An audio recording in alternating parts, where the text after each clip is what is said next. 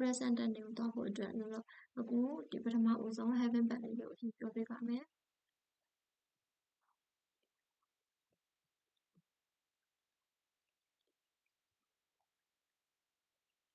having verb ကဘယ်နှမျိုးရှိလဲဆိုတော့ကျမတို့ကဒီမှာကြည့်မယ်ပေါ့နော်ပထမတစ်ခုကဘာလဲဆိုရင် verb to be ပါ verb to be ကဘာတွေလဲဆိုလို့ရှိရင် is are was when ကျမတို့ been လေးပါထည့်ပါတယ် been နော် been လေးရောပါတယ်ဒါကတော့ semi verb to be ပေါ့နော် is are was when been ဒါ verb to be ထဲမှာပါတယ်အဲ့ဒီထဲမှာကျမတို့ present tense နဲ့ past tense တွေကိုခွဲမယ် present tense past tense ကိုခွဲမယ်ဆိုတော့ဘယ်လိုခွဲမလဲဆိုရင်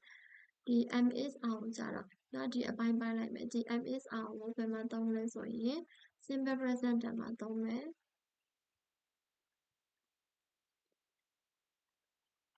simple present tense မှာသုံးမယ် simple present tense မှာသုံးမယ်ဒီ was were ကိုကြတော့ past tense မှာသုံးမယ်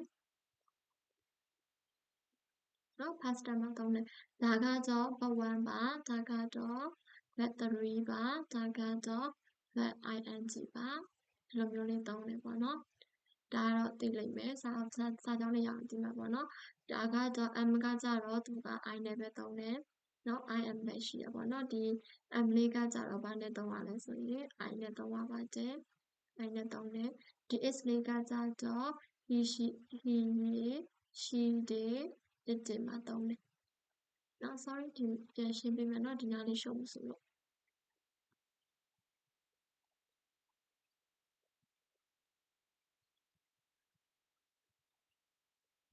အဲ့တော့ဒီ m လေးကိုပြောပေးမယ်ဒီ m ကိုဘယ်မှာသုံးလဲဆိုလို့ရှိရင်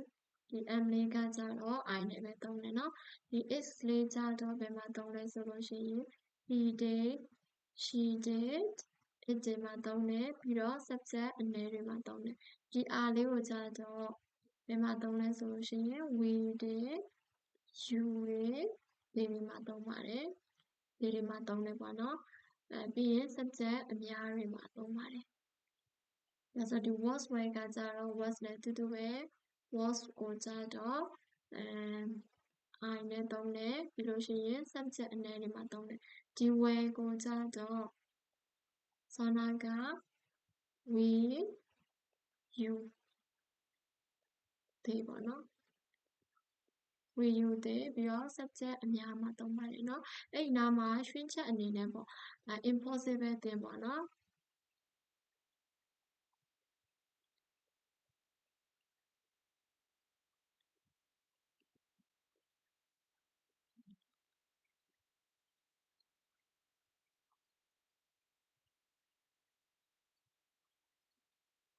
ဒီအဲ့ညမှာရှင်းချက်အနေနဲ့ဆိုလို့ရှိရင် impossible thing လေးကိုတစ်ချက်ပြောပေးမယ်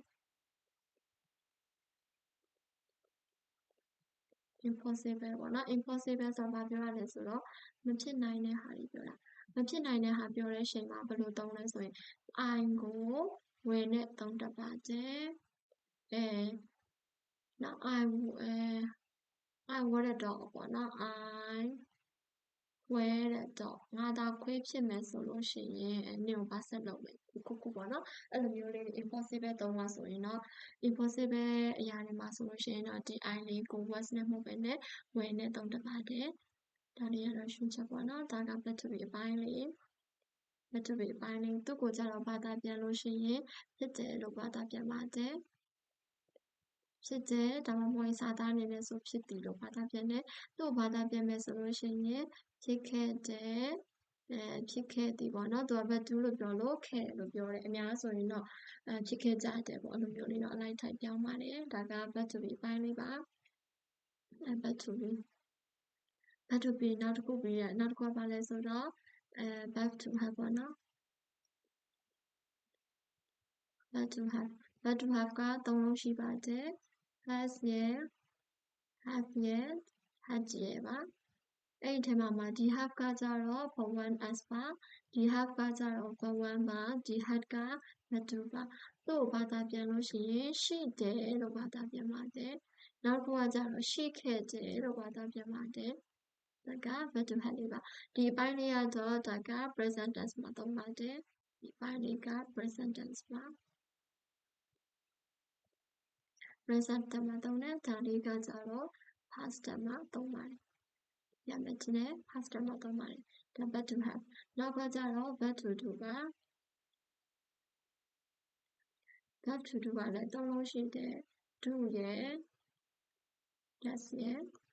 did ရယ်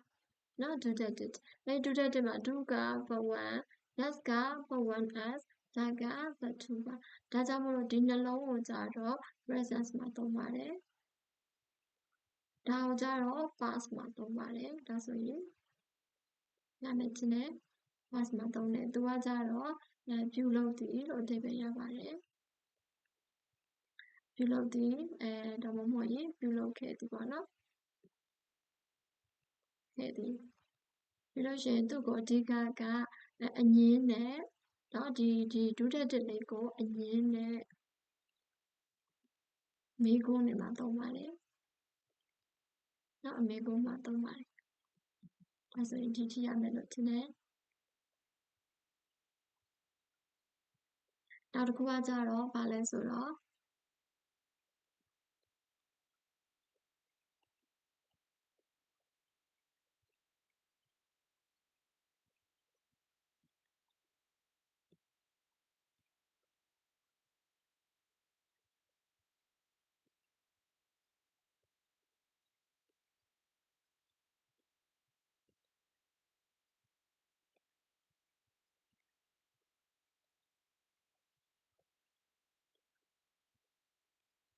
နောက်ခုက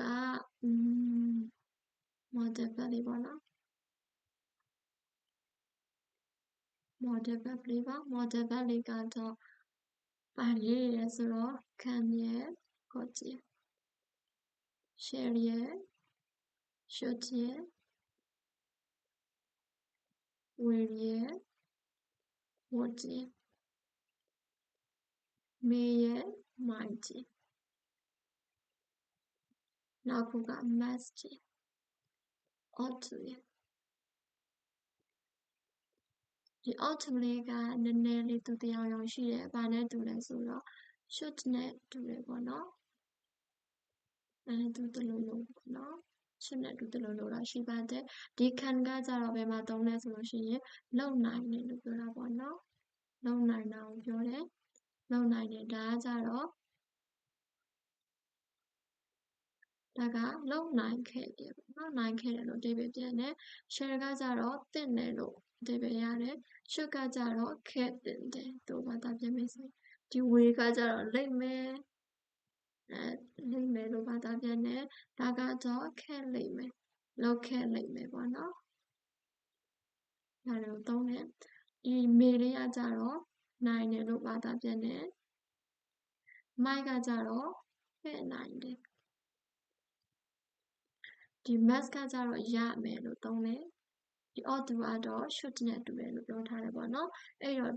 ဒီနေရာလေးကဂျာလေးကိုကြတော့ဘယ်ချိန်သုံးလဲဆိုရင်ရှူရှားတွေမှာအသုံးများပါတယ်ရှူရှားမှာသုံးတယ်နော် word ကိုရှူရှားမှာသုံးတယ်သူ့ကိုကြတော့စီးမြင်းတွေမှာသုံးတယ်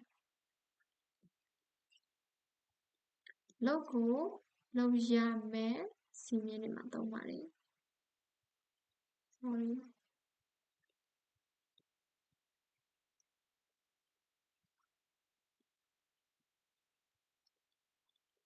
လောက်ကိုလောက်ရမယ်စီးမြင်းတွေမှာစီးမြင်းမှာသုံးပါတယ်ဒါလေးက future tense မှာသုံးပါတယ် word ကို future tense မှာသုံးတယ်နောက်က must ကိုကြတော့လောက်ကိုလောက်ရမယ်စီးမြင်းတွေမှာသုံးပါတယ်ဒါလေးတွေကိုလောလောဆယ်ရေပုံရအနေနဲ့မှတ်ထားပေးပါtest တွေတင်တဲ့အခါကျလို့ရှိရင်ဒါလေးတွေကိုအသေးစိတ်ပြောပြပေးပါမယ်အခုတော့ဒီနေ့ကဒီ test တွေတင်တဲ့အချိန်မှာလိုအပ်တဲ့ဒီ verb လေးတွေကိုပေါ့နော်သိအောင်လို့ပြပြထားတာပါအရင် intro လေးပေါ့နော်နောက်နေ့ကျရင်တော့ test လေးကိုတင်ပေးပါမယ်